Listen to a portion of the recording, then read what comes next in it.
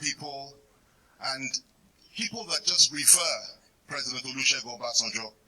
Like Ifeko said earlier, I had the privilege of working under him as a spokesman and also as a minister. And there's nothing that has been said here that the bishop said or that has been revealed in this book about the content of his character that surprises me. And anybody that thinks that President Obasanjo looked stupid, as somebody had suggested, or he himself has suggested to Chidoka and others in the past, has to be pretty stupid themselves. All you have to do is look into his eyes when he's speaking, and you'll know the depth of this man.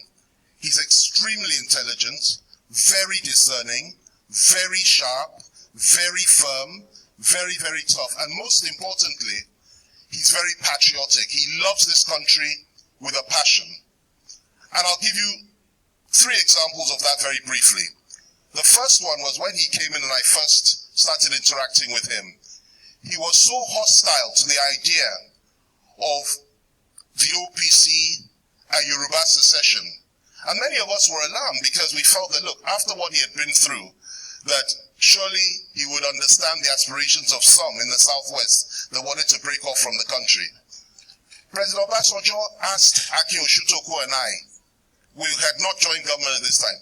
On one occasion he said we should leave the villa, leave his sitting room, because he would not hear any talk of OPC or any talk of secession or the rights of the Southwest. He was very, very firm. And I've never forgotten that experience.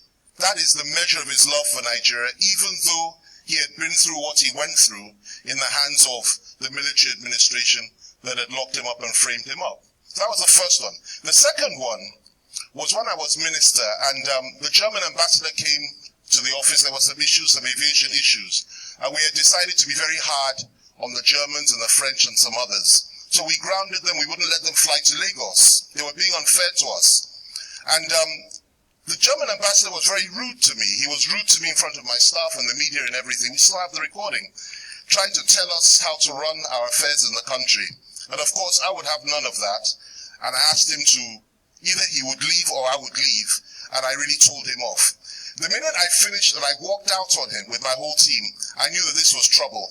So I immediately put a call through to the villa to report myself, so to say, to try to reach the president.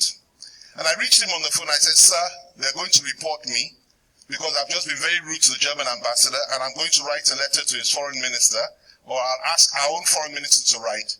He had no right to. Baba asked me what happened, and I told him. And what he said to me was, well, we will accept anything you do as long as it's in the interest of Nigeria. I'm fully behind you, don't worry. He didn't stop there.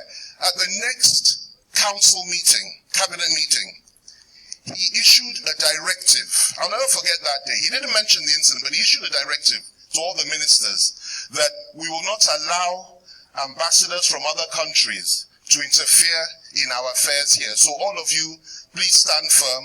Don't let them interfere and carry on your work.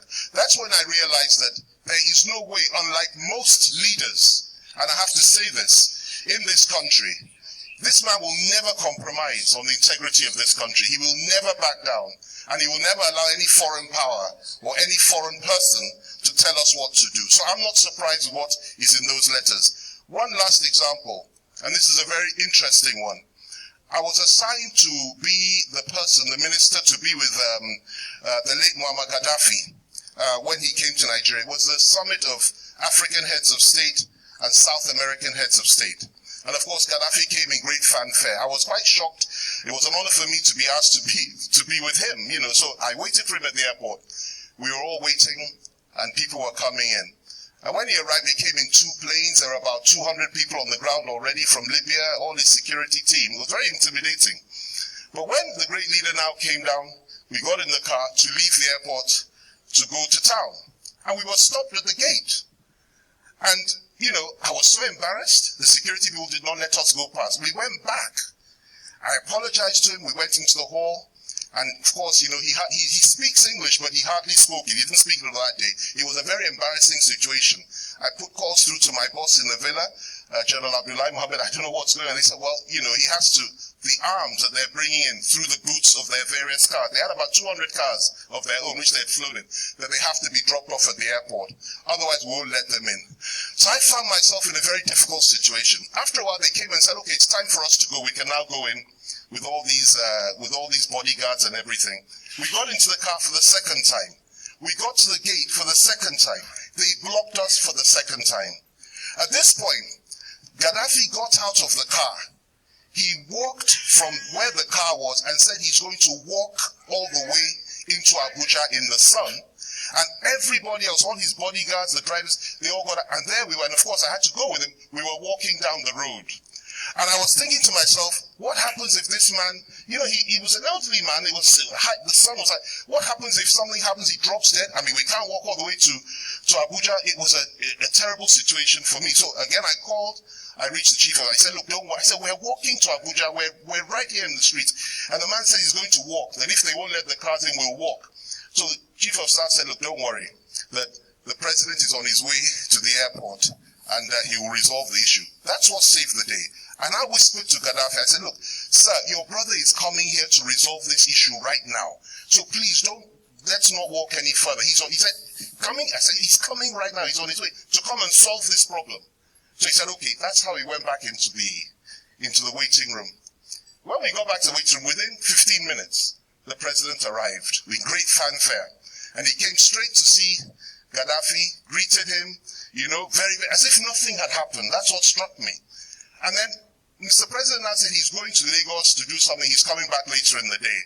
And then Gaddafi now told him there were some issues. Mr. President said, don't worry, it will be resolved. And he was leaving. As he was leaving, I went after him. I said, sir, what are we going to do about this? You know what Baba said to me? He said, they must drop those arms. They're not going to allow them to leave. I said, oh my God. So I realized we still had a problem. So I went back.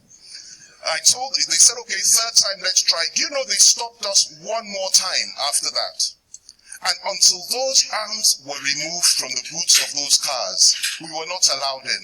It was after the arms were removed, that's when we were allowed to come into town. And that's the measure of the CNC that we had in those days. It was an honor and a privilege to serve under you, sir.